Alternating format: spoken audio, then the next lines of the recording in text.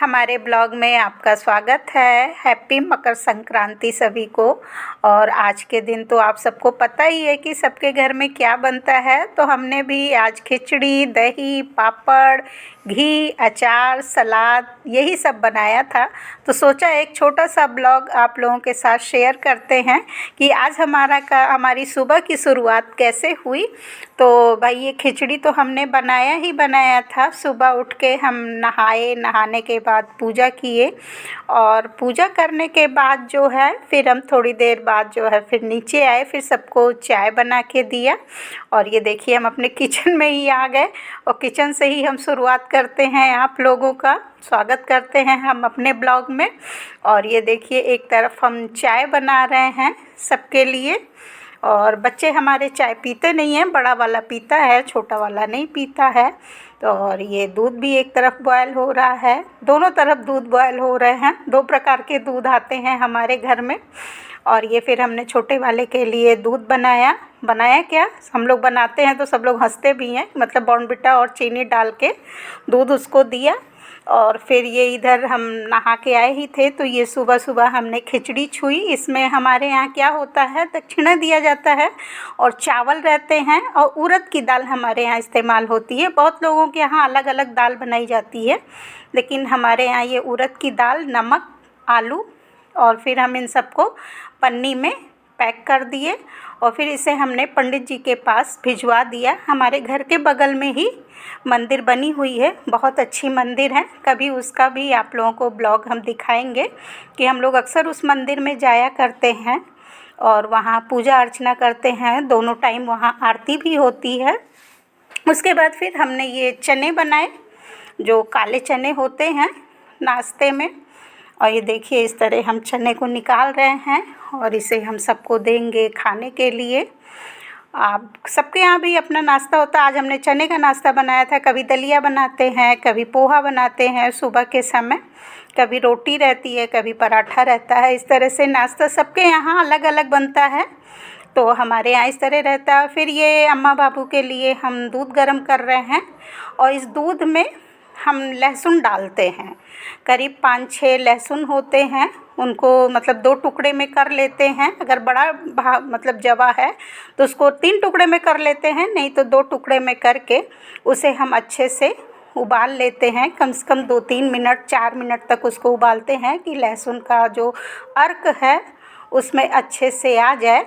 और फिर उसको उबालने के बाद जो है फिर कप में निकाल के फिर हम अम्मा बाबू को दे देते हैं। ये लोग सुबह जो है यही चाय तो पीते ही हैं, लेकिन चाय पीने के बाद दोबारा जब ये लोग पीते हैं तो यही हल्दी वाला ही दूध इस्तेमाल करते हैं। और फिर इस तरह से दूध भाई पीना भी चाहिए। हल्दी वाला दूध फ़ायदेमंद भी होता है और ठंडक है, बुज़ुर्ग हैं तो उन लोगों के लिए फ़ायदेमंद होता ही है और सबको पीना चाहिए। बुज़ुर्ग हों, बच्चे हों, बच्चे तो पीते नहीं हैं लेकिन कोशिश करना चाहिए बच्चों को भी ये दूध देना चाहिए और सबको पीना चाहिए। और इस तरह फिर हम ये दूध उन लोगों को दे दिए पीने के लिए। और फिर उसके बाद जो है फिर हम अपना काम करने लगते हैं। फिर जो बर्तन निकलते हैं उनको धुलना रहता है और फिर बर्तन को धुलने के बाद जो है जो नाश्ता सब लोग किए हुए थे तो नाश्ता करने के बाद भाई बर्तन भी बहुत ज़्यादा मात्रा में निकलते हैं, सबके घर में निकलते हैं। गृहिणी इस चीज़ से परेशान भी रहती हैं कि मेरे ही घर में इतने बर्तन होते हैं कि सबके घर में इतने बर्तन होते हैं। तो बर्तन की तो पूछिए ही मत। और फिर इधर हमने खिचड़ी की तैयारी शुरू कर दी। हमारे यहाँ खिचड़ी में बहुत ज़्यादा सामान नहीं पड़ता है, मसाले का इस्तेमाल भी नहीं होता है। तो इसके लिए देखिए हमने उड़द की दाल भिगो के रख ली है, धुल ली है अच्छे से। और ये चावल है, चावल को भी हमने अच्छे से धुल लिया और फिर हम इसे कुकर में डाल देंगे। इस तरह से सबके यहाँ अलग अलग बनता है। अब हम लोग क्या भाई, हमारे मायके में तो खिचड़ी बनाई नहीं जाती है, कभी हुआ नहीं मायके में हमारे। और ये यहाँ पे इस तरह बनता है तो भाई जैसे यहाँ पे बनता है हम वैसे ही बना रहे हैं, जैसे हमें बताया गया है तो हम उस तरह से यहाँ पे बनाते हैं। और ये देखिए उड़द भी इसमें डाल दिए। और फिर उसके बाद हम इसमें क्या करेंगे, इसमें हम ये जो मटर छील के रखे हैं ये मटर भी डाल देंगे। मटर डालने के बाद फिर हम इसमें पानी ऐड करेंगे। पानी आप अपने अकॉर्डिंग मतलब जो भी डालना हो, जैसे डालना हो, गीला सूखा जैसा भी खाते हो तो उस तरह से कर डालें और फिर नमक डाल देंगे और फिर इसमें हम थोड़ी सी हींग ऐड करेंगे, क्योंकि उड़द की दाल है तो उड़द की दाल थोड़ी हैवी होती है, तो इस वजह से इसमें हींग ज़रूर डाला जाता है।